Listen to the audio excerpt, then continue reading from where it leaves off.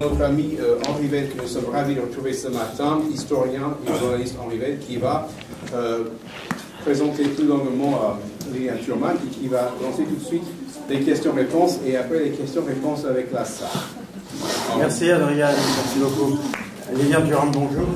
Bonjour. Les footballeurs professionnels ne laissent leur empreinte que dans l'histoire du ou des clubs dans lesquels ils ont évolué, du ou des championnats disputés, ou éventuellement, pour les plus doués, pour les plus chanceux, dans l'histoire de l'équipe de France. Vous avez, Liliane Thurman, marqué à double titre l'histoire du ballon rond par le nombre de sélections, 142. Et puis, en 1998, vous qui n'étiez pas buteur patenté, évidemment, de par le poste que vous occupiez, par les 2 buts qui ont qualifié l'équipe de France en demi-finale, c'était contre la Croatie, finale de la Coupe du Monde. Alors après avoir quitté le sport professionnel, eh bien, on peut, je crois, affirmer sans se tromper, et je n'aime pas trop me tromper, que votre notoriété est intacte. Vous avez mis celle-ci au service de vos engagements. Cette après-carrière est consacrée à l'éducation contre le racisme, du nom de la fondation que vous avez créée. Est-ce que cette fondation aurait vu le jour sans cette carrière médiatique? Écoutez, je pense que non. C'est vrai que le fait d'avoir eu la chance d'être joueur de foot et d'avoir gagné la Coupe du Monde, ça me permet de parler beaucoup plus facilement aux enfants. Et malheureusement, je dois avouer que nous vivons dans une société où peut-être le joueur de foot a beaucoup plus de chances d'être écouté par les enfants que leur propre professeur. Donc en fait, j'essaie de les piéger par, par le fait que j'ai été joueur de foot et leur apporter ces informations qui peuvent leur permettre de changer leur façon de voir les choses. Ce constat que vous venez d'établir, c'est-à-dire que le professeur est moins écouté que le joueur de foot, vous le déplorez? Complètement, c'est une évidence.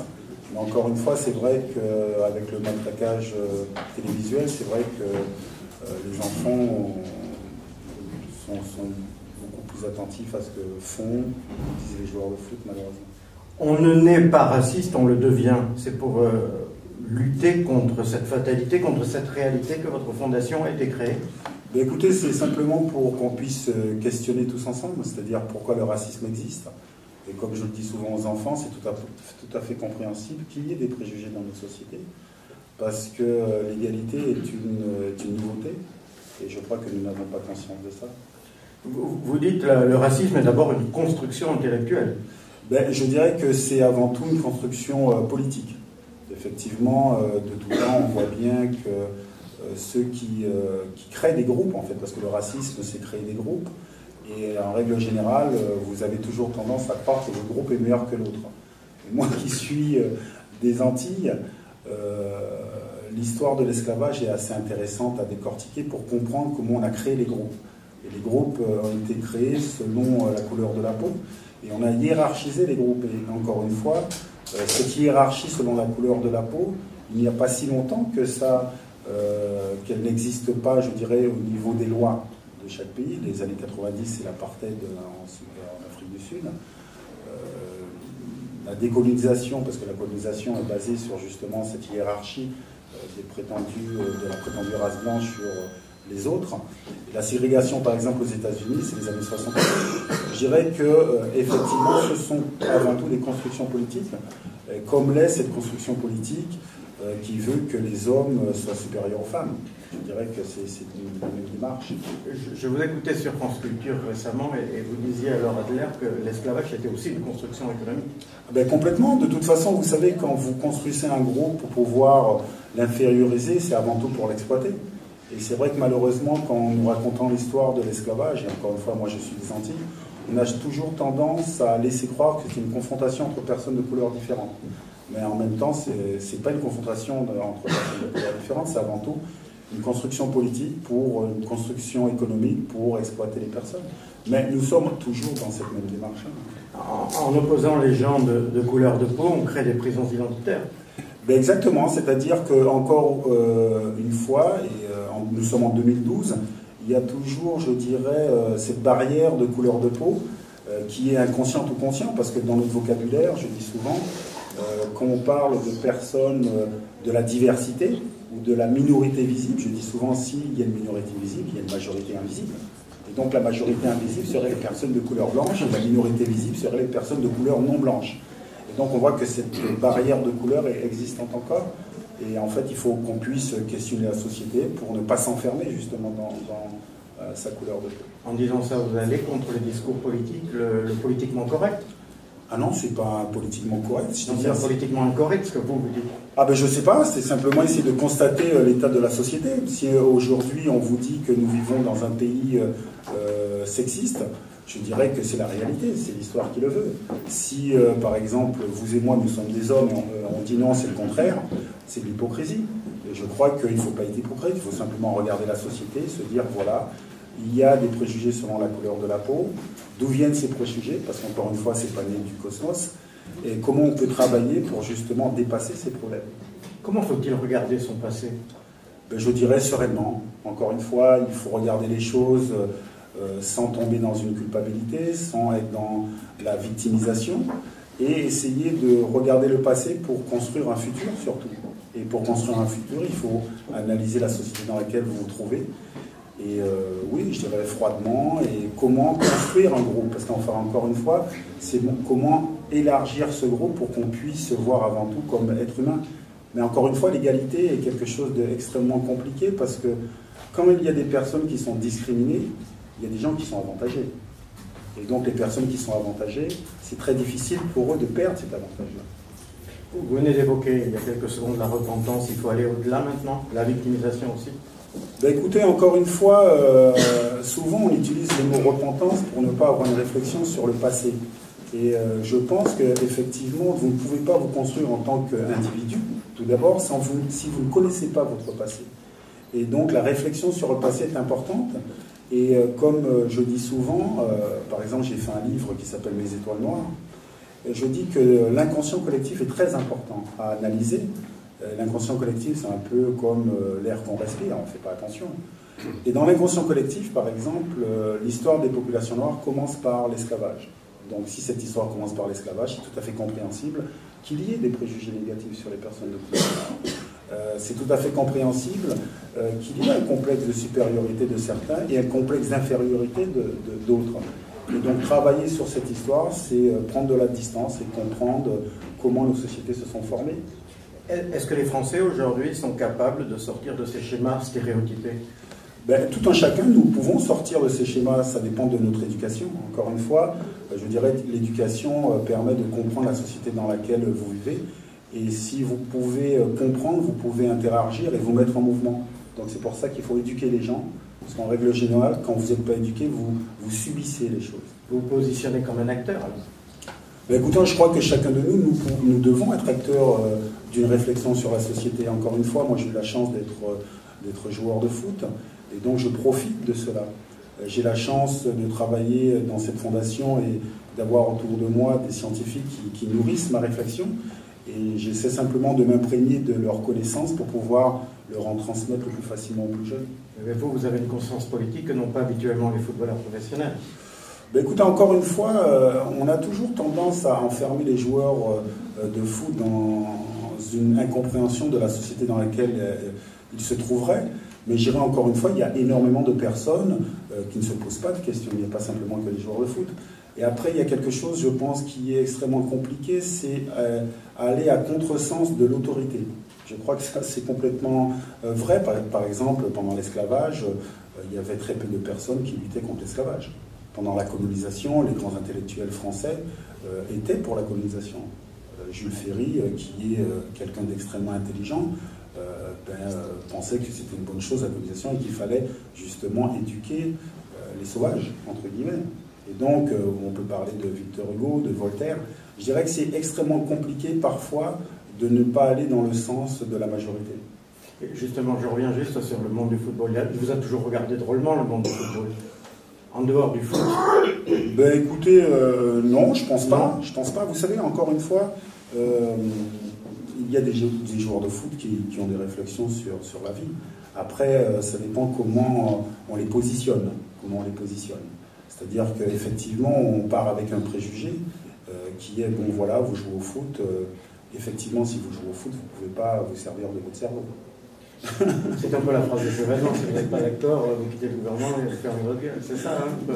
Donc un joueur de football, il est programmé pour jouer au football. Oui, complètement, parfois. Et puis en plus, je pense que c'est assez délicat aussi pour les politiques. Si jamais les personnes qui ont une certaine visibilité commencent à s'intéresser à la vie sociale, je pense qu'effectivement, ça peut être compliqué. Parce que je le vois bien, encore une fois, le fait d'avoir été joueur de foot me permet d'avoir une certaine facilité. Si je suis invité ici aujourd'hui, par exemple, c'est dû à ma carrière de joueur de foot.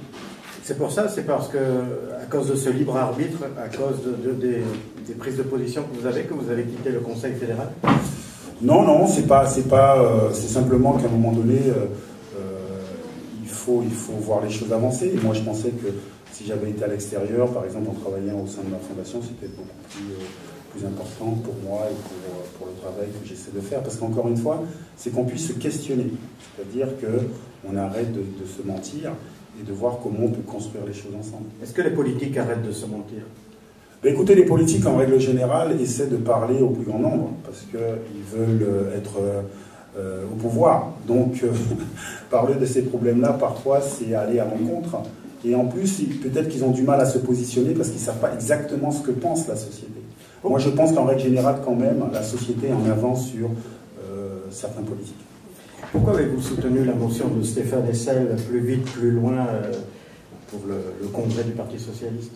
En fait, ce n'était pas pour le Parti socialiste, c'est simplement une réflexion sur l'économie. J'ai rencontré M. Laoutourou il y a plusieurs années de ça. Et donc, comme j'essaie de m'intéresser un peu aux choses que je ne comprends pas, et donc, effectivement, je pense que notre société, on peut mettre des choses en place, mais malheureusement, on ne pense pas aux plus démunis, en règle générale.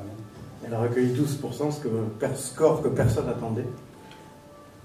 Mais je dois avouer que j'ai apporté ma contribution parce que je trouve que c'était très intéressant. Après, et votre notoriété? Oui, toujours. De toute façon, je peux pas y échapper. Lilian Thuram, êtes-vous un indigné? Oui, je dirais, oui, je pense qu'il faut l'être.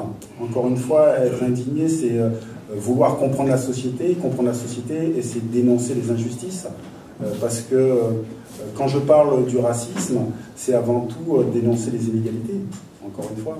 C'est exactement la même chose quand on dénonce le sexisme, l'homophobie,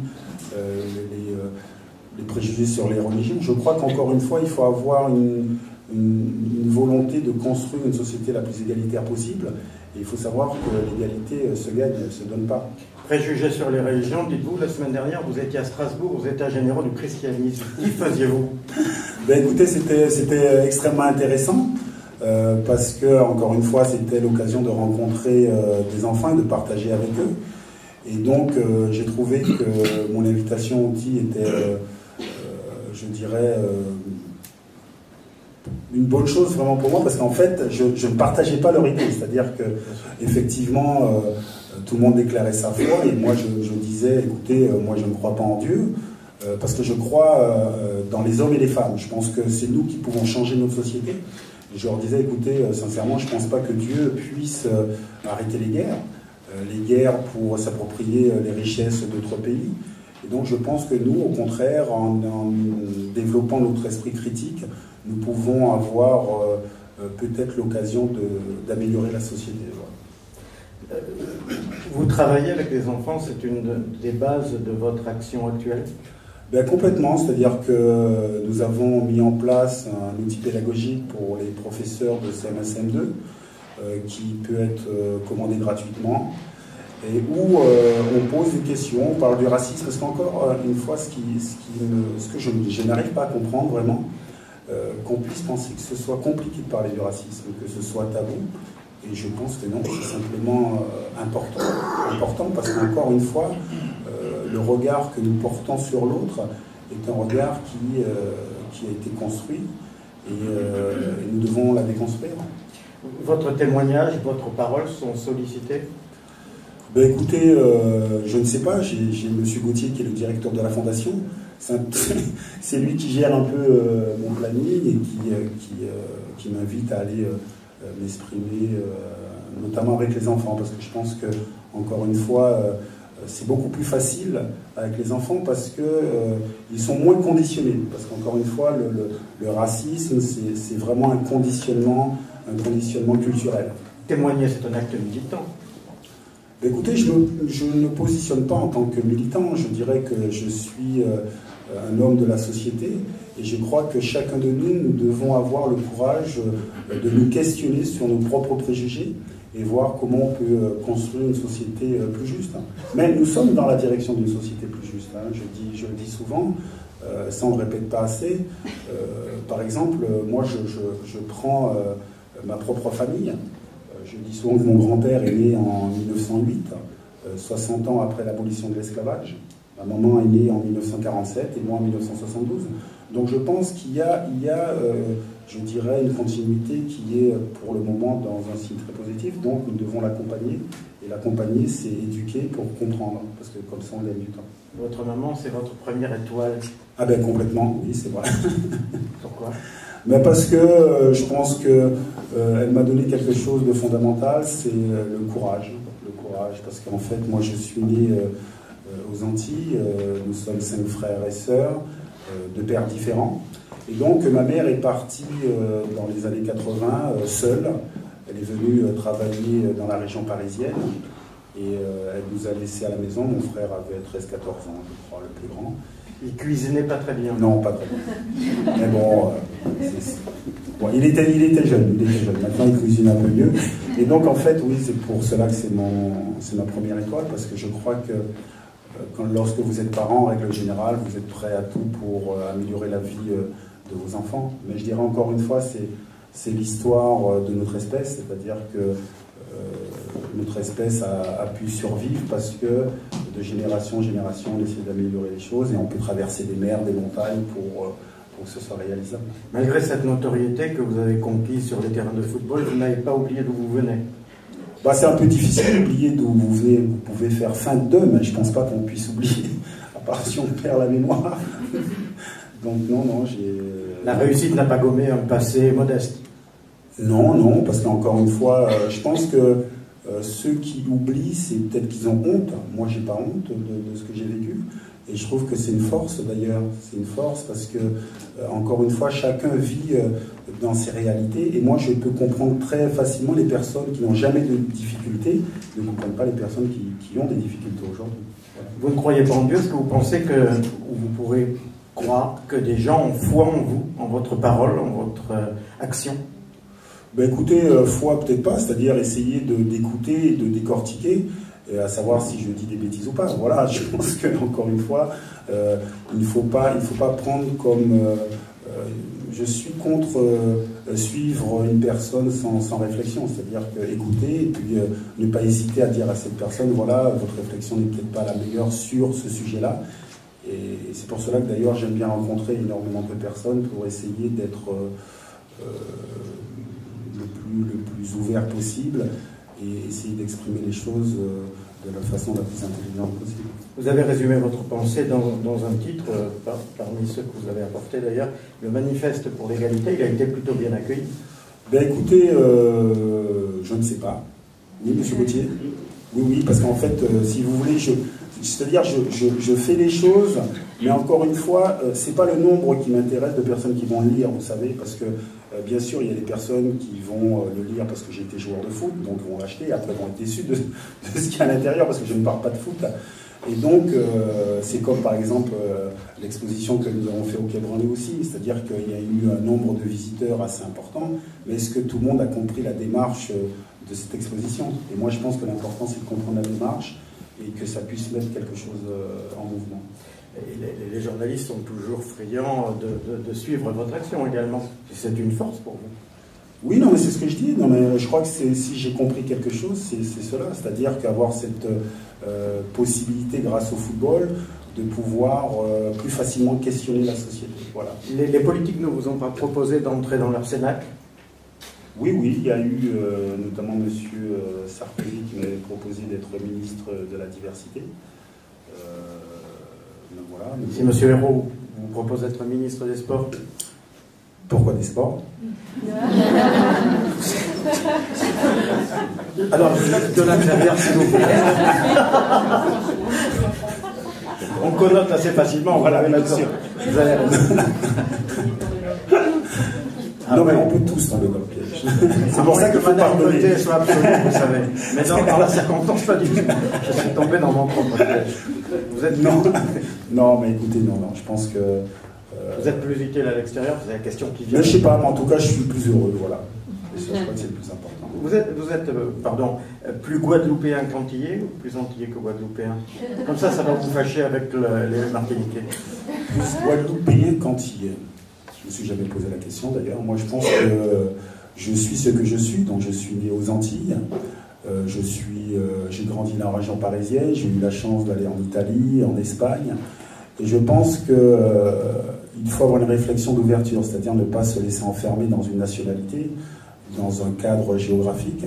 Et je pense qu'il faut ouvrir justement les champs et se positionner en tant qu'être humain. Mais effectivement, c'est compliqué à se positionner en tant qu'être humain parce que je crois que plus votre groupe est élargi, plus peut-être vous êtes dans une certaine fébrilité, vous voyez, parce qu'on vous a appris qu'il fallait faire partie d'un groupe, vous reconnaître dans un groupe, et je pense que c'est pas la meilleure des choses. Il faut ouvrir les champs, et sincèrement aujourd'hui, je ne me positionne pas en tant que Guadeloupéen ou Français ou je sais pas quoi, voilà, en tant qu'être humain, voilà. Vous avez, de mémoire, joué à Parme, vous avez joué à Monaco, à Parme, à la Juventus. Les tifosi sont dans des stades assez racistes. Vous avez joué à FC Barcelone, vous avez vu d'autres cultures, d'autres gens, d'autres façons de fonctionner. Est-ce que ça vous a beaucoup appris? Ah ben complètement. Ah, mais de toute façon, le fait de partir des Antilles, arriver à Bois-Colombes, et puis arriver notamment à Avon, aux Fougères, où est-ce qu'il y avait des personnes qui venaient du Pakistan, du Portugal, du Liban, de l'Italie, et puis du Zaïre, ex-République démocratique du Congo. C'était assez extraordinaire, et je pense que quelque part je suis ce que je suis, parce que très jeune j'ai été confronté à tous ces enfants, et il n'y avait aucun problème, parce qu'encore une fois, ça ce sont des problèmes d'adultes, et j'ai bien vu que petit à petit, vous laissiez enfermer dans certaines choses, notamment dans la couleur de peau. Quand on réfléchit un petit peu, on se dit comment on peut s'enfermer dans la couleur de peau. Mais en même temps, c'est, comme je vous dis, l'histoire, le conditionnement de tous les jours qui fait que parfois, vous enfermez dans une nationalité, dans une origine ça n'a pas de sens. Lilian Thuram, à quoi rêvez-vous? À quoi je rêve? Ben, écoutez, je rêve qu'on puisse discuter tranquillement de ces problèmes au sein de l'éducation nationale. Je pense que ça c'est très important parce que c'est le lieu où tous les enfants passent et passent énormément de temps, et donc essayer d'apprendre ce que nous sommes, c'est-à-dire comment on devient un être humain, parce qu'en règle générale on nous apprend énormément de choses, mais ça on ne nous l'apprend pas, et essayer d'expliquer aux enfants qu'il faut développer une réflexion libre, c'est-à-dire questionner ces conditionnements. Notamment quand je suis avec les enfants, j'essaie d'expliquer à quel point nous sommes conditionnés, et je leur explique, je fais un petit jeu avec eux en leur disant dites-moi qui partage la même religion que leurs parents, et en grande majorité ils partagent la même religion, et je dis mais voilà, ça c'est un questionnement religieux qu'on ne questionne que très rarement, et si jamais vous rentrez à la maison, vous dites à vos parents voilà je vais changer de religion, ça commence à être compliqué, vous voyez, et donc je pense qu'il faut questionner ces conditionnements pour pouvoir penser le plus librement possible. Parfois, ne vous dites-vous pas, le travail est immense à accomplir encore? Ben, tout d'abord, je pense que lorsque vous parlez du racisme, il faut prendre conscience que vous n'allez pas voir la finalité. C'est-à-dire les personnes qui se sont levées pour l'égalité entre les hommes et les femmes n'ont peut-être pas ne sont pas là pour voir la réalité d'aujourd'hui.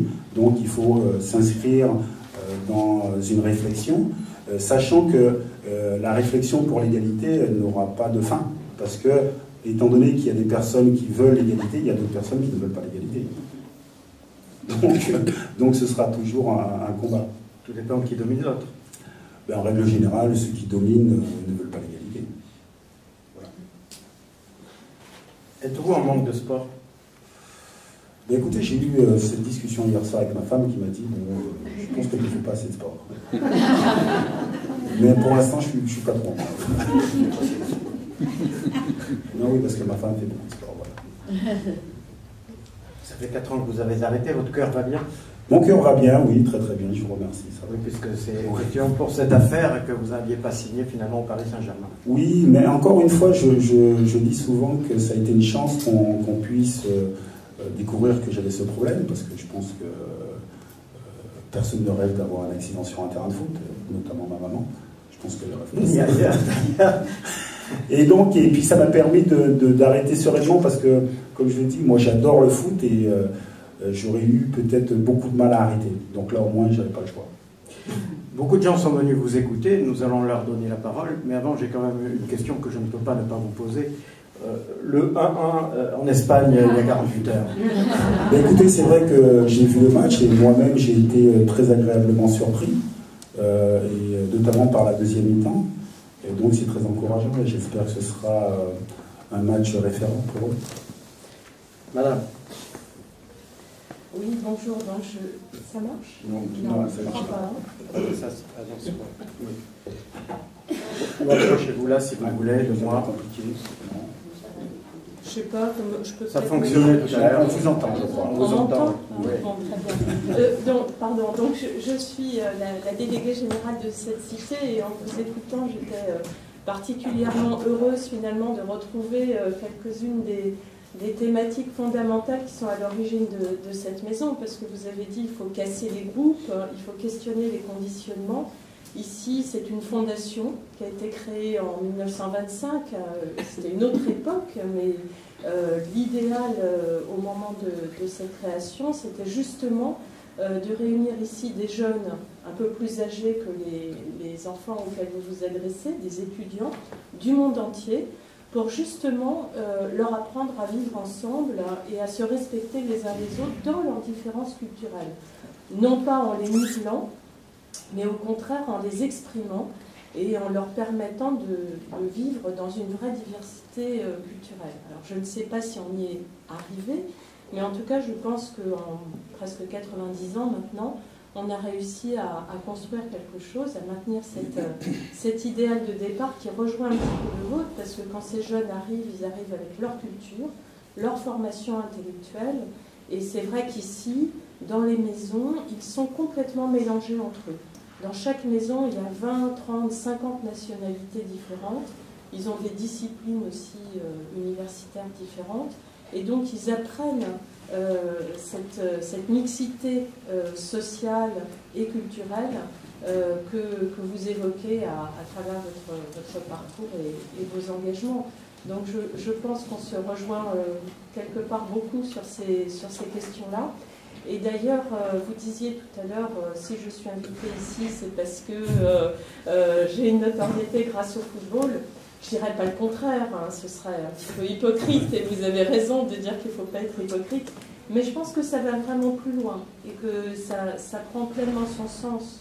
Le discours que vous tenez, il a vraiment toute sa place ici, et d'ailleurs, je le signale aussi pour les personnes qui sont venues ici, la cité a été proposée cette année au prix Nobel de la paix. Alors on ne l'a pas eu, c'est l'Union européenne, mais c'est justement pour ça. C'était dans cette idée-là de montrer que ce travail-là, non seulement c'est un engagement citoyen, c'est un engagement politique au sens noble du terme, mais c'est aussi un engagement pour la paix. Voilà ce que je voulais juste témoigner de ça pour ponctuer votre propos et donner pleinement sa place à votre discours dans cette maison. Écoutez, non mais c'est vrai que je pense que ce qui est intéressant à apporter aux plus jeunes, notamment, et ce que vous faites ici, c'est le décentrement, c'est-à-dire pouvoir se mettre à la place de l'autre. Effectivement, le décentrement se fait de façon inconsciente lorsque vous voyagez. Et je pense que malheureusement, c'est ce qu'on n'enseigne pas. On a tendance à se penser en tant qu'être humain, ce qui est normal, être le centre, mais très rapidement, il faut apprendre le décentrement.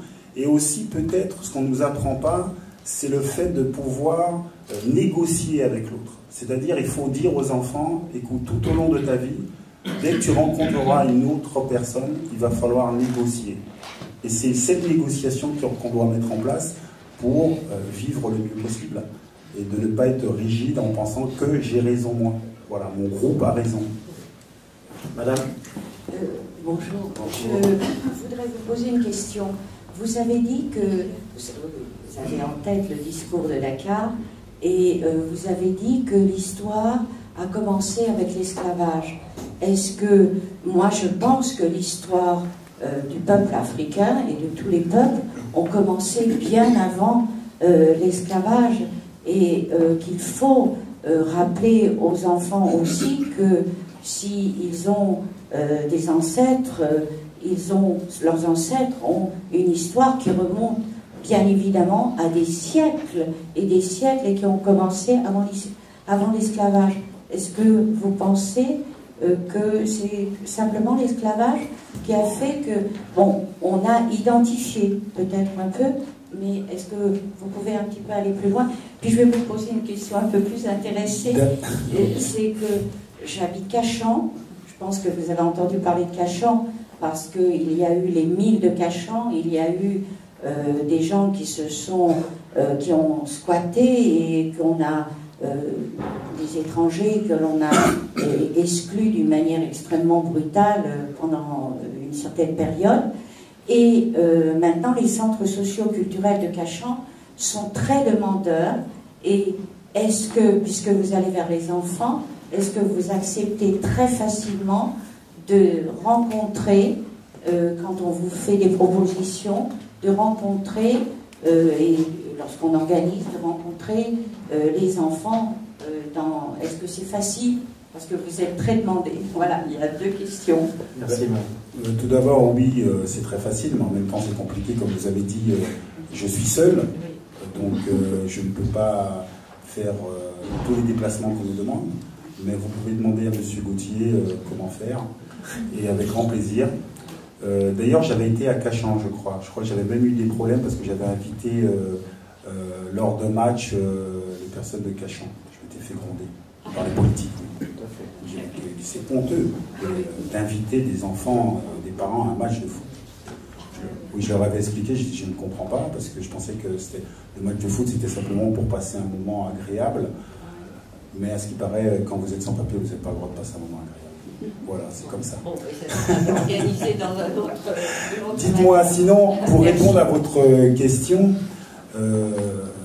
pour ma part, je sais très bien que l'histoire des populations noires ne commence pas par l'esclavage. Je parle de l'inconscient collectif. C'est-à-dire qu'en règle générale, les enfants apprennent dans leur cursus scolaire que l'histoire commence par l'esclavage. Et donc je disais, voilà pourquoi il y a des problèmes. D'ailleurs, nous essayons justement d'apprendre l'histoire de l'humanité et voir comment on a enfermé les gens dans leur couleur de peau. Donc, non, je suis conscient de ça. Monsieur Bernard Blaise, ex-chef d'établissement d'enseignement, ami de la Cité internationale. D'abord, on dit souvent la parole est d'argent, c'est d'or. Je voudrais vous dire, cher monsieur, que ce sont vos paroles qui sont d'or. Par ailleurs, je voudrais rebondir sur deux choses. Vous pouvez mettre le micro devant la bouche, s'il vous plaît. Pardon? Voilà, comme ça le micro, merci. Je voudrais rebondir sur deux choses que vous avez dites tout à l'heure. Vous avez dit, je ne crois pas en Dieu, et Dieu ne peut pas arrêter les guerres. Permettez-moi de vous dire que vous ne croyez pas en Dieu, mais indépendamment de vous-même, très certainement, Dieu guide tous vos projets et l'humanité de leur vie. Ça, c'est la première chose. Par ailleurs, Dieu ne peut pas arrêter les guerres. Stricto sensu, directement, non. Mais malgré tout, Dieu a toujours laissé les hommes libres. Il n'y a pas, comme on le croit souvent, d'interdépendance entre Dieu et les hommes. Et les guerres sont une sorte, pour moi, d'avertissement à titre rédemptionnel. Malgré tout, si vous pensez que Dieu n'existe pas, que faites-vous alors des nombreuses réconciliations qu'il y a eu entre les peuples ennemis, des peuples libres, disons, dans des actions rebelles inévitablement, mais qui ne sont pas rebelles au sens strict du mot, qui ont tout de même trouvé un moyen de se faire aider, de renaître. C'est tout de même très positif, ça. William Durham. Écoutez, tout d'abord, les discussions avec Dieu, j'en ai pas mal avec ma maman, parce que ma maman, elle est antillaise. Et tous les matins, avant de descendre de son lit, il faut qu'elle fasse la prière. Donc, on blague un petit peu, donc elle me dit non, on ne dit pas ça, je ne vais pas dire la blague ici, parce que sinon ça va choquer. Et pour savoir aussi, c'est-à-dire que lorsque j'étais plus jeune aux Antilles, je voulais devenir prêtre. Donc ça peut peut-être aussi expliquer ma personnalité. Hein. Et j'avais été surpris lorsque j'avais appris que les prêtres n'avaient pas le droit d'avoir des enfants. Je dois avouer que je suis toujours aussi surpris parce que je ne comprends toujours pas. Après, oui, bien sûr que je pense que les personnes qui croient en Dieu, je crois que c'est très important de croire, parce qu'encore une fois, il n'y a pas de société sans croyance, d'accord, dans l'au-delà, parce que peut-être quelque part ça permet de vivre, de rendre la vie plus supportable, parce qu'encore une fois, il y a des problématiques, il y a des questions qu'on n'arrive pas à résoudre. Donc ça, je respecte, hein. Mais encore une fois, je pense que sincèrement, certes, Dieu laisserait libres les hommes, donc voilà, c'est les hommes qui vont faire la différence. Quand il y a des rapprochements, par exemple aujourd'hui nous sommes dans un lieu de rapprochement, et bien ce sont des hommes qui l'ont mis en place. Et donc je pense qu'il faut faire passer ce message aux enfants, c'est que nous sommes liés en tant qu'êtres divins. Et d'ailleurs les guerres, vous dites que c'est la rédemption, c'est ça? Oui. Ben moi je pense que les guerres avant tout ce sont pour posséder ce que l'autre a, je pense. Et toutes les guerres, ce sont des guerres de ressources. Et aujourd'hui, c'est encore le cas. Hier, c'était encore le cas. Par exemple, quand on parle de l'esclavage, ce qui est intéressant, c'est la ressource de l'époque, c'était les hommes. Donc il fallait s'approprier la force de travail. Et donc on voit pourquoi il y avait des guerres entre certains pays. Lorsqu'on voit par exemple l'arrivée de Christophe Colomb dans les Amériques, les guerres, c'est pourquoi? C'est pour s'approprier les richesses et la terre. Et aujourd'hui, les guerres qui se passent un peu partout, par exemple la guerre qui s'est déroulée sous nos yeux en Irak, c'était pour une guerre pour s'approprier le pétrole. Et en Afrique, c'est la même chose. Donc je pense que je ne suis pas sûr que les guerres soient des guerres de rédemption. Je pense que c'est simplement pour s'approprier les matières premières. Et comme il y a de moins en moins, peut-être qu'il y aura de plus en plus de guerres. Voilà. Monsieur? Écoutez, bonjour. Bonjour, Frédéric. Je travaille dans une association qui s'appelle Parole d'hommes et de femmes, où nous amenons des témoins raconter leur parcours de vie devant des élèves. Mais c'est à partir de la 4e jusqu'à la terminale. Donc vous n'êtes pas seul à témoigner, il y a beaucoup d'autres. Chez nous, il y a 120 témoins de 40 nationalités différentes. Et nous travaillons exactement sur la même thématique. Mais pourquoi votre fondation, en fait, reste au CM1, CM2? Parce que dans le programme de l'éducation nationale, il y a des matières maintenant qui intègrent totalement cette idée et cette pratique de lutte contre le racisme. On peut, en 4e, 3e, première et seconde, on peut intégrer le programme de l'éducation nationale. C'est parce que vous avez des problèmes avec l'éducation nationale pour entrer que nous, on peut vous faire entrer ou c'est un choix méthodologique pour intervenir? Mais écoutez, tout d'abord, nous n'avons pas de problème. Effectivement, ce choix s'est emmené parce que c'est des rencontres de personnes. Et puis, nous devons, par exemple, mettre, peut-être pour l'année prochaine, un outil pédagogique pour les classes de 4e, 3e. Donc voilà. Je vous donne notre outil pédagogique. Nous avons créé une collection de bandes dessinées sur les parcours de migrants. D'accord. Moi, je vous invite à regarder le site de la Fondation. Nous intervenons dans des écoles, collèges, lycées, universités en France et à l'étranger. Turam.org. Mademoiselle. Oui, alors moi je viens de l'étranger, je suis étranger, j'ai eu la chance d'habiter à la cité universitaire, à la Maison des Provinces de France, qui aujourd'hui, le motto c'est la Maison des Provinces du monde, elle est très belle. Mais aussi, en lisant ça, en tant qu'étrangère, en ayant vécu ici pendant maintenant plusieurs années, je me dis quand même que nous sommes les étrangers privilégiés. Et je n'ai jamais rencontré à la cité universitaire des étudiants déjà qui ont été sélectionnés, qui ont eu la chance d'avoir accès à l'éducation et qui ne sont pas vraiment racistes. Je n'ai pas rencontré des racistes ici. Et à mon sens, nous sommes des étrangers privilégiés et des élites. Nous sommes perçus comme des élites de passage. Alors, est-ce qu'il y a un racisme envers nous? Sincèrement, non. Je ne pense pas. c'est plutôt un espèce d'exotisme qu'on a. Et la question du racisme, à mon sens, c'est surtout une question en lien avec la question de la classe. Et je voulais entendre un peu votre regard par rapport à ce lien. Écoutez, effectivement, les personnes les plus stigmatisées, et ça peu importe leur couleur de peau et peu importe leur pays, ce sont les personnes pauvres. Ça, c'est une évidence. Et donc, on voit qu'il y a les liens. Par exemple, dans le manifeste, j'essaie d'expliquer sur le fait de pouvoir migrer. C'est-à-dire, effectivement, lorsque vous êtes français et vous avez de l'argent, votre enfant va migrer pour aller dans des grandes universités à l'étranger et votre enfant n'aura aucun problème. Mais par contre, si en France arrivent des familles défavorisées, eh bien, ils vont être rejetés. Donc on voit bien que migrer, c'est bien pour les riches, mais les pauvres, non. Et donc c'est ça le vrai problème. Et c'est pour cela que quand je parle d'égalité et d'inégalité, la première des inégalités, c'est social. Et encore une fois, c'est pour cela qu'il faut faire en sorte de questionner les gouvernements pour que tout un chacun puisse avoir accès à construire une vie meilleure. Et aussi avoir une réflexion sur, je dirais, sur ce qui se passe dans le monde.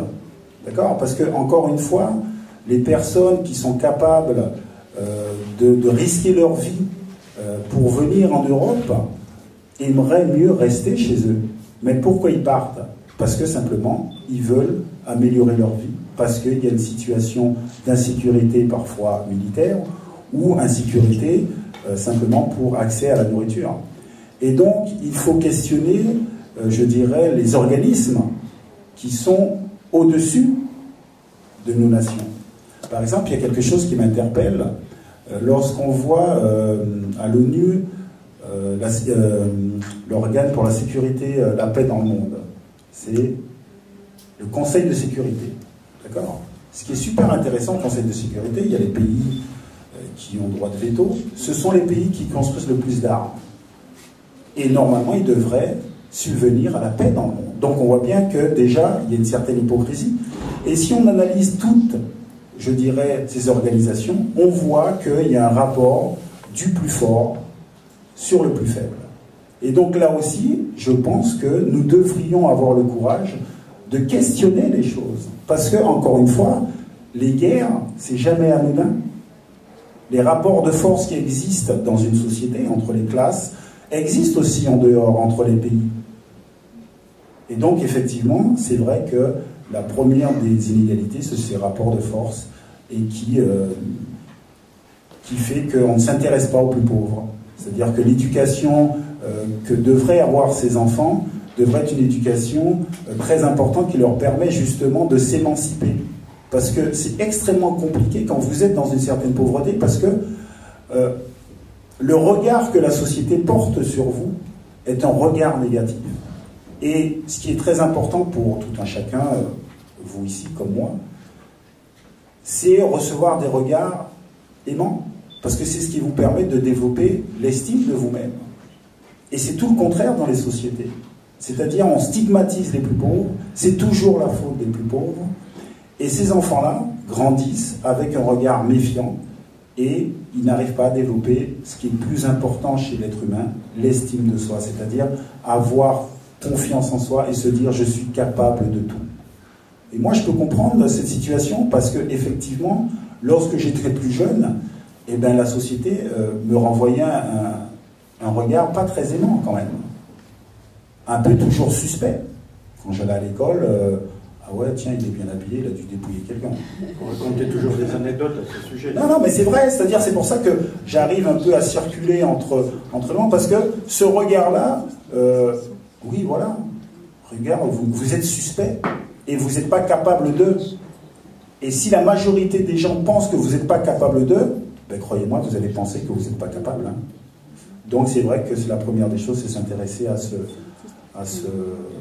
mal qu'il y a dans notre société. Voilà. Mademoiselle. Bonjour, moi je suis salariée à la Cité et j'avais une question plus pratique. thématique, c'est-à-dire, je voudrais savoir quel est votre point de vue par rapport à la discrimination positive.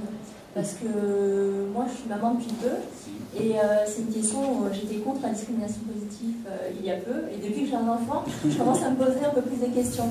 Parce que justement, comme vous l'avez très bien dit, le regard de l'autre, ça nous permet d'avancer.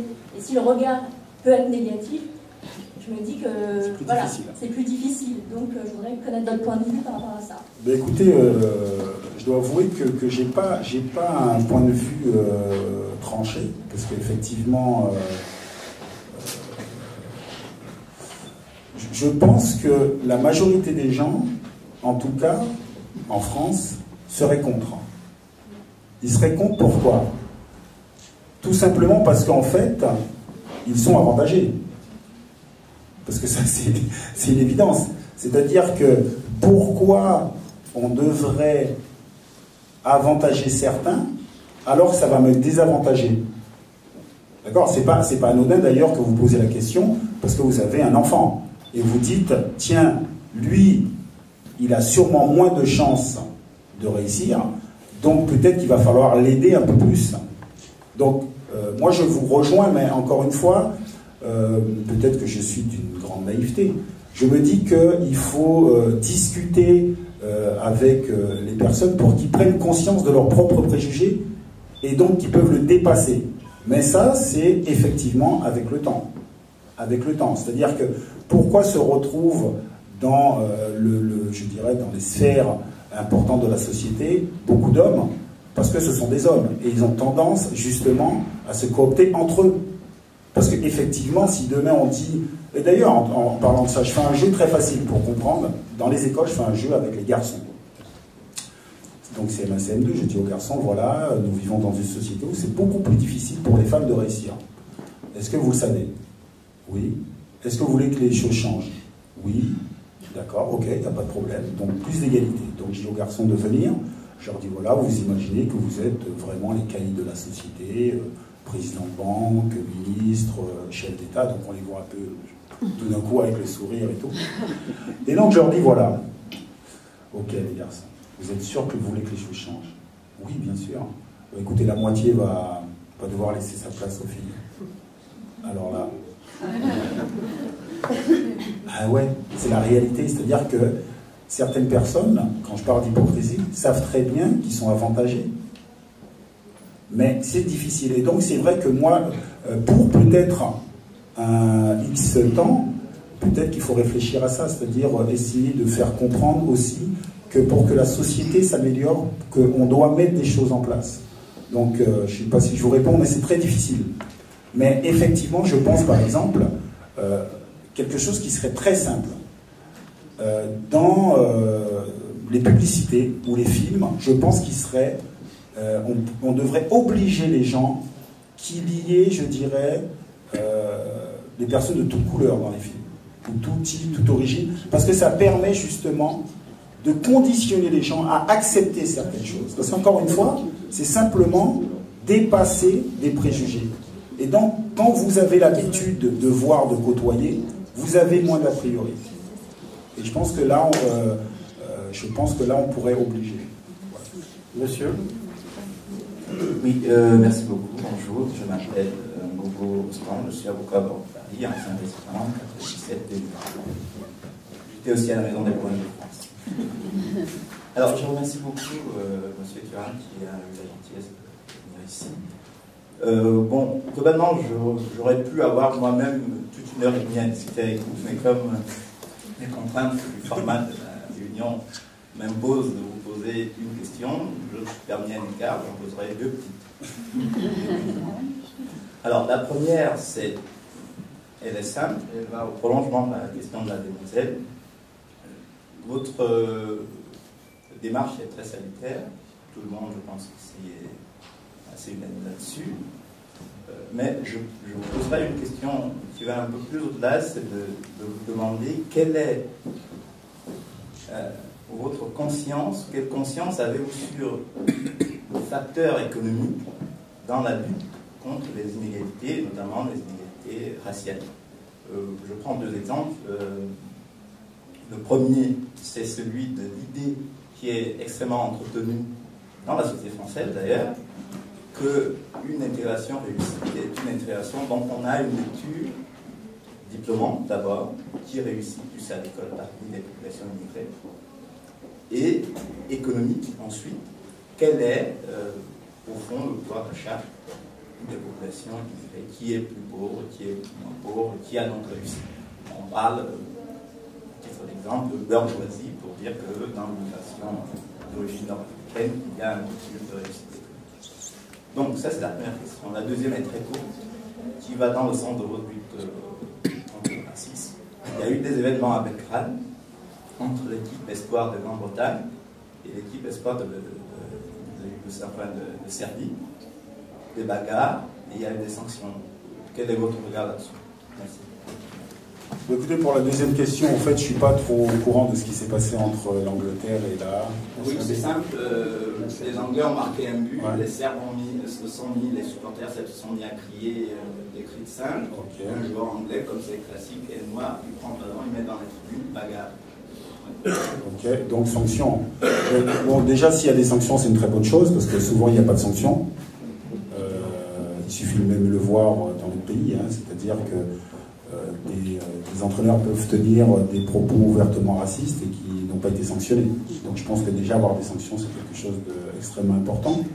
Après, pour ce qui est de ce match-là, je pense qu'il est très important aussi que les joueurs de couleur noire ne se sentent pas agressés par ces cris-là. Je vous explique pourquoi. C'est-à-dire que moi, lorsque je jouais au foot en Italie, pareil, lorsqu'on jouait contre la Lazio ou Vérone, il y avait des supporters qui faisaient le bruit de singe. Et donc moi, je n'étais pas agressé par ces bruits parce que je comprenais le mécanisme. Et je pense que ça, c'est extrêmement important pour les personnes qui peuvent subir le racisme, de comprendre le mécanisme pour qu'ils finissent par assumer qu'ils n'ont aucun problème. C'est-à-dire, encore une fois, je disais souvent, je ne suis pas un singe, je sais pourquoi ils font le bruit du singe et pas du chien, parce que c'est lié à l'histoire. Quand je parle de complexe de supériorité, il y a complexe d'infériorité aussi. C'est-à-dire, si vous êtes dans une société qui vous renvoie une image en disant vous avez un problème selon votre couleur de peau, vous n'êtes pas comme si, vous finissez par l'intégrer. Et encore une fois, moi je suis antillais. Et donc je discute avec ma maman et je sais que malheureusement le travail de déconstruction n'ayant pas été fait, il y a encore des préjugés au sein des Antilles selon la couleur de la peau. C'est-à-dire que ma maman, sa génération, on lui expliquait qu'il était préférable de se marier avec quelqu'un qui avait la peau claire, pour avoir un enfant qui aurait la peau chapée, la peau échappée du noir. Et donc je pense que effectivement, il faut éduquer les enfants très tôt pour développer leur estime de soi et qu'ils aient une très bonne image d'eux-mêmes. Très bonne image d'eux-mêmes, parce que je pense que quand vous avez une très bonne image de vous-même, votre positionnement même physique oblige l'autre au respect. Votre positionnement intellectuel oblige l'autre au respect. C'est-à-dire vous n'êtes pas dans une démarche de plaire, et là on revient à l'intégration, à l'assimilation. C'est-à-dire que, qu'est-ce que c'est l'intégration? Qu'est-ce que c'est? C'est-à-dire, dans notre société, souvent l'intégration c'est assimilation. C'est-à-dire, soyez comme nous. Mais, soyez comme nous. Ben, c'est impossible. D'ailleurs, mais le nous en question n'existe pas. Le nous en question n'existe pas parce que sur quels critères le nous se base? Sur la couleur de peau? Ben alors ça c'est sûr qu'il n'y a aucune chance. C'est-à-dire sur la religion, mais non, il y a des personnes qui sont religieux, il y a d'autres qui sont catholiques, protestants, qui sont... Vous voyez, donc c'est sur quels critères? Et donc c'est pour ça qu'il ne faut pas tomber dans ce piège en disant, voilà, je veux m'intégrer. Non, moi je ne m'intègre pas, je suis qui je suis. D'accord? Et je respecte les lois du pays. Parce que souvent, et ça notamment j'ai été dans une université à Lille il n'y a pas longtemps, il y a un jeune garçon qui me disait, oui mais attendez monsieur Thuram, il faut que tout le monde puisse s'intégrer, s'assimiler, partager la même culture. Je lui dis, bah attends, explique-moi, parce que tous les Français partageraient la même culture. Ok, moi j'ai 40 ans, je suis français, tu es d'accord avec moi, jusque là ça va, ok. Toi tu as 20 ans, on ne partage pas la même culture. C'est pas possible. Il me dit oui, non, mais attendez, il faut qu'on se mette d'accord sur la même culture, c'est la langue. Ok, d'accord. Il y a des personnes qui parlent mieux le français que toi ou moi qui vivent à l'étranger. Donc c'est pas la langue. Donc je pense qu'il faut dire aux enfants très rapidement, vous n'avez pas à vous intégrer, vous avez à respecter les lois de ce pays et à être ce que vous êtes, et à être fier de ce que vous êtes, et à vous enrichir de ce que l'autre peut vous apporter. Et donc pour moi, c'est pas une question financière, vous voyez, faire partie de la bourgeoisie. De toute façon, je vais vous expliquer. Si quelqu'un fait de la bourgeoisie et d'origine maghrébine et noir ou jaune ou vert ou bleu, ils vont être sur la même longueur d'onde, ne vous inquiétez pas. C'est-à-dire que les personnes qui vont dans des beaux quartiers et qui sont voilées et qui ferment le magasin pour tout acheter, ils n'ont aucun problème. On ne va pas leur demander de s'intégrer. On ne va pas leur dire votre voile c'est un problème. Et dans des hôtels de luxe, vous inquiétez pas, tout le monde s'entend. Et donc c'est pas ça le critère de l'intégration. Et donc il faut refuser ce critère-là. Comme il faut refuser des gens qui commencent le discours en disant nous les gens de la diversité. Comment ça? Je comprends pas. Vous parlez de quelle diversité, monsieur? Et donc je pense qu'il faut vraiment avoir une réflexion sur le vocabulaire qu'on utilise et ne pas... oui, voilà, c'est-à-dire quoi? Lilian Thuram, il est intégré parce qu'il joue au foot, il a de l'argent. Et donc celui qui n'a pas d'argent, il n'est pas intégré. Mais c'est pas comme ça les choses, en tout cas, moi. Mais vous êtes bien intégré, monsieur. Vous êtes avocat? Très bien intégré. Prenons une ou deux questions encore, si vous voulez bien, la salle. Monsieur, dans le troisième rang. Oui, bonjour. Monsieur, je vous en prie, je vous en prie. C'est un court témoignage, je suis un voisin, j'habite pas très loin. Et toute ma jeunesse, ça va tout à fait dans le sens de ce que vous disiez. C'est une réponse au thème lui-même.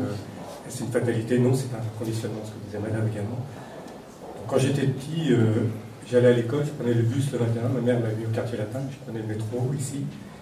Et mon environnement, c'était tous les étudiants qui prenaient le même métro le matin, ou le bus, et ils étaient de toutes les couleurs. Et pour moi, c'était le monde, tel qu'il était. Il n'y avait pas d'autre monde. Et c'est que beaucoup plus tard que même le mot racisme est venu dans mon vocabulaire, conditionné à l'école. Et au départ, c'était pas du tout une question de race, d'ailleurs, c'était le rital. Je me souviens, on parlait du rital, et je pense que parce que les premiers immigrés en France pour le travail, c'était les Italiens, ensuite les Portugais ou les Espagnols, je ne sais pas dans quel ordre. Mais c'est comme ça que s'est construit un petit peu cette notion de racisme.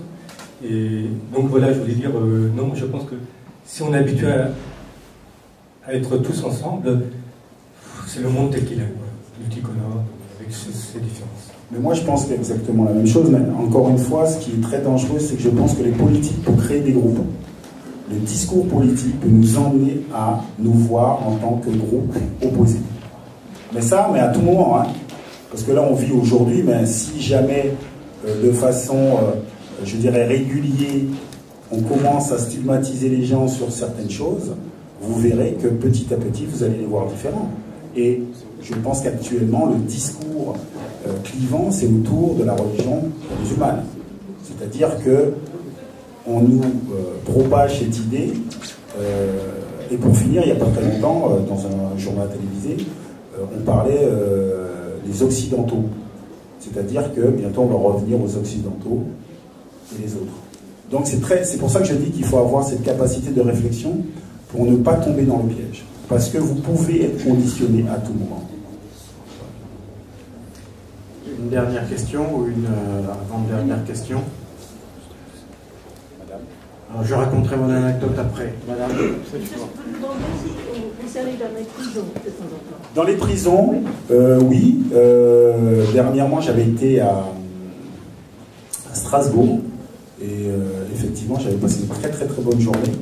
Et donc on avait discuté, et c'est vrai que moi ce qui me surprend, parce que c'était avec des plus jeunes, c'est la très mauvaise estime qu'ils ont d'eux-mêmes. Mais il faut le sentir, c'est-à-dire qu'ils ne vous le disent pas comme ça ouvertement, Mais, ouais, en fait, c'est ça, c'est-à-dire, je pense que ils ont une très basse estime d'eux-mêmes, comme ne pouvant pas faire autrement, quoi. Et donc j'avais discuté avec un jeune d'ailleurs, en lui disant, bon écoute, t'en as pour combien de temps? Il me dit, ouais, je vais sortir et tout. Il me dit, ouais, mais de toute façon, je vais revenir. Je dis, comment ça tu vas revenir? Il me dit, oui, parce que de toute façon, qu'est-ce que je peux faire dehors et tout ça. Et donc j'essayais de discuter avec lui pour comprendre qu'effectivement, il y a d'autres démarches. Et en même temps, ce qui était surprenant, c'est qu'il m'avait demandé de signer une carte pour son frère, pour son petit frère. Et il demandait à son petit frère de ne pas faire de bêtises. Et donc je lui dis, bah, attends, qu'est-ce que c'est que cette histoire? Je dis, mais déjà, toi, il va falloir que tu l'éduques, justement, qu'il puisse te regarder comme un frère qui se comporte correctement. Donc vous voyez, c'est très ambigu, c'est pour ça que je parle de... Et c'est vrai que c'est un mot qu'on oublie beaucoup. C'est l'amour qu'on peut porter à l'autre. Je crois que ça, c'est fondamental. Voilà. Je pense qu'un enfant jeune, quand il a eu beaucoup d'amour, je pense que c'est beaucoup plus facile pour lui de grandir sereinement. Monsieur. Bonjour, éducateur sportif.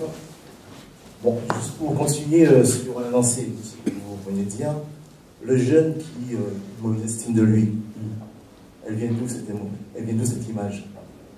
Moi je dirais qu'elle vient du monde extérieur, de ce qu'on lui montre de lui-même en fait. D'accord? Autre chose, il faut continuer. À qui devrait prendre conscience? Le jeune qui a une mauvaise estime de lui ou celui qui a réussi? Qui on devrait réellement cibler? Ça, je pense que c'est la vraie thématique en fait. Ça ne doit pas venir que du jeune. Ok, le jeune est fier de lui. Je suis ce que je suis, pas de souci. Mais en disant ce que je suis, j'ai des difficultés à réussir. Je peux avoir tous mes diplômes, mais ne serait-ce que parce que je sors d'un milieu, je suis limité. Donc, qui doit être ciblé réellement? Ben écoutez, je ne sais pas si j'ai bien compris, mais je pense que tout le monde dans ce cas-là doit être ciblé. C'est-à-dire, encore une fois, je pense que moi je reste persuadé qu'il faut comprendre les mécanismes, d'accord? C'est-à-dire qu'effectivement, vous n'allez pas pouvoir, on va pouvoir discuter des années pour sensibiliser le discours politique. Mais par contre, 6 mois par an, je comprends la difficulté que mon enfant va avoir, d'accord? Je peux très tôt le préparer. Et mettre en œuvre une éducation qui va lui permettre de ne pas tomber dans le piège d'une mésestime de lui-même. Moi, je prends comme exemple mes enfants, donc vous pensez bien que je discute un petit peu avec eux. Et un jour, mon fils, il revient de l'école, il me dit, papa, tu sais quoi, je discutais avec mon copain, là, il me dit que les mathématiques, c'est plus difficile pour moi. Je lui dis, ah bon? Il me dit, ouais, il me dit que les maths, c'est plus difficile pour moi parce que je suis noir. Et donc, le fait que mon fils, déjà, vienne m'en parler, c'est gagné. Et le fait qu'il rigole, c'est gagné, parce que il dit, mais il est fou, lui. Et donc, souvent, j'ai des discussions, et je pense qu'il faut préparer les enfants. Et moi, je vois bien, par exemple, avec ma maman, la première fois que je suis rentré à la maison en lui disant ouais, maman, les enfants, ils m'appellent la Noironde à l'école et tout ça, parce qu'à l'époque, il y avait un dessin animé, je ne sais pas, vous le connaissez? Il y avait 2 vaches, ouais. 2 vaches, une vache noire très stupide, une vache blanche très intelligente. On se pose la question pourquoi, même c'est comme ça.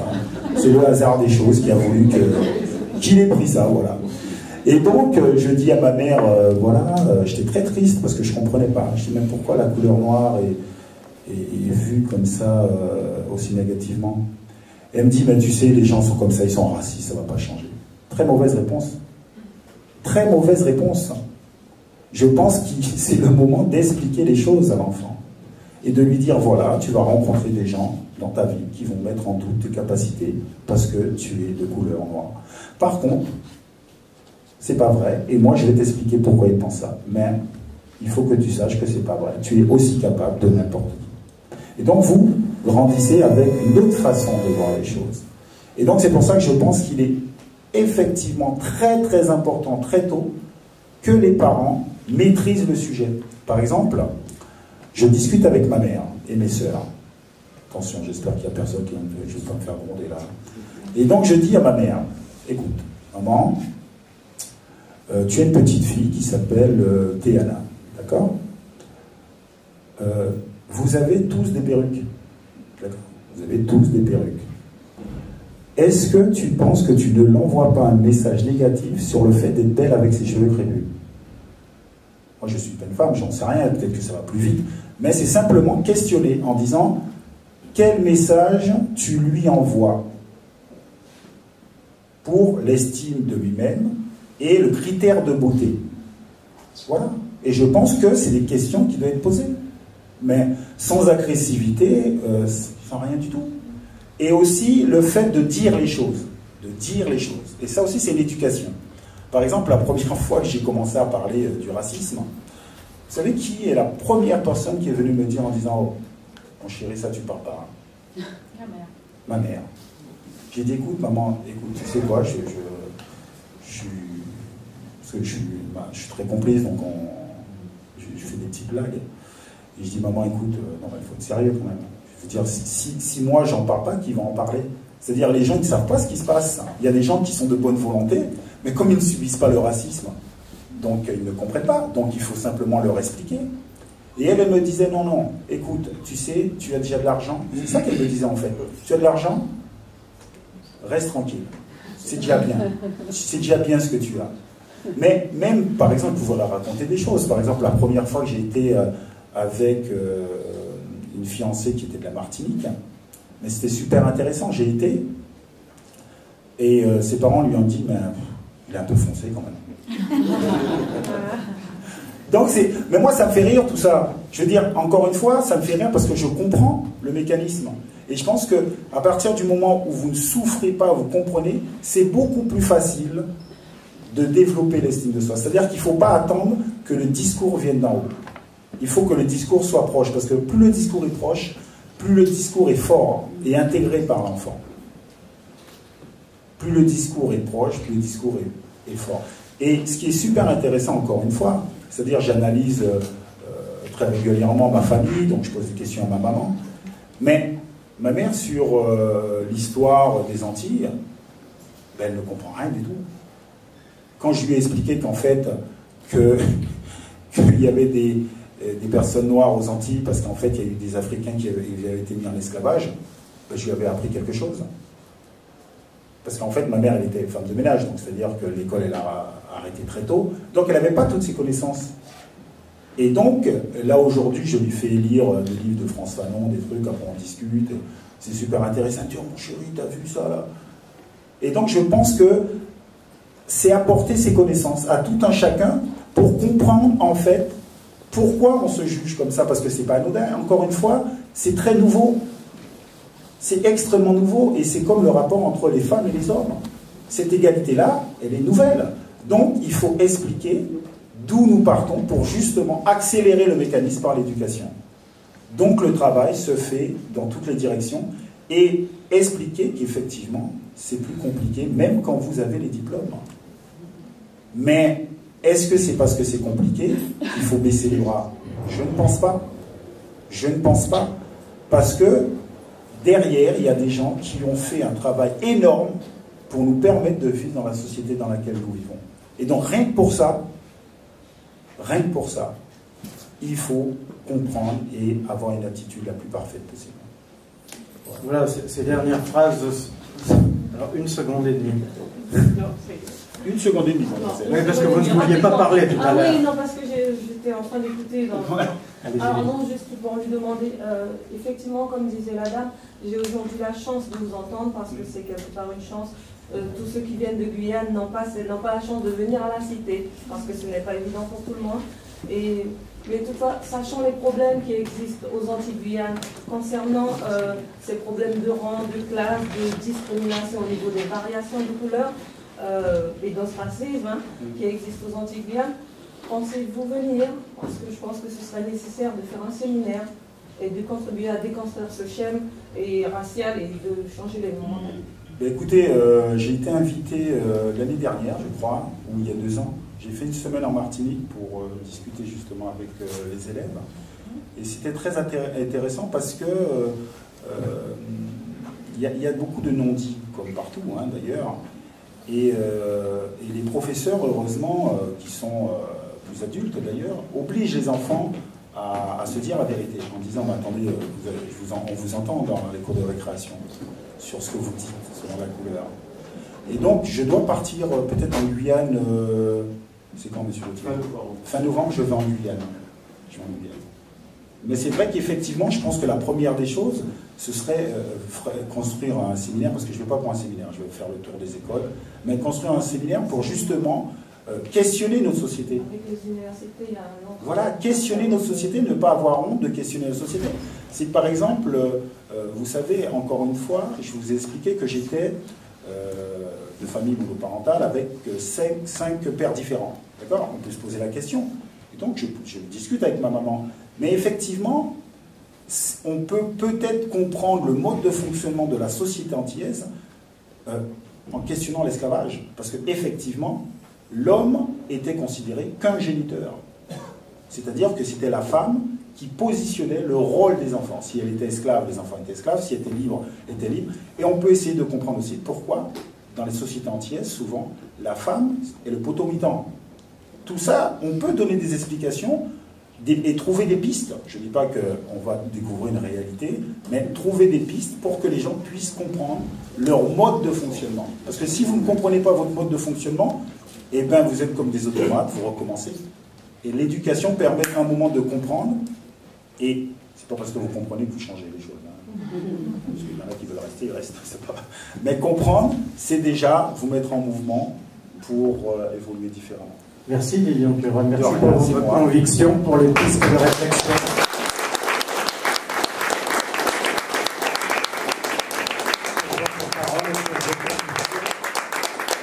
Pour vos convictions, nous savons qu'il y a encore du travail parce qu'il y a des barrières à abattre, comme vous l'avez dit, le non-dit, et puis une autre encore plus grave, le cynisme. Merci. Merci.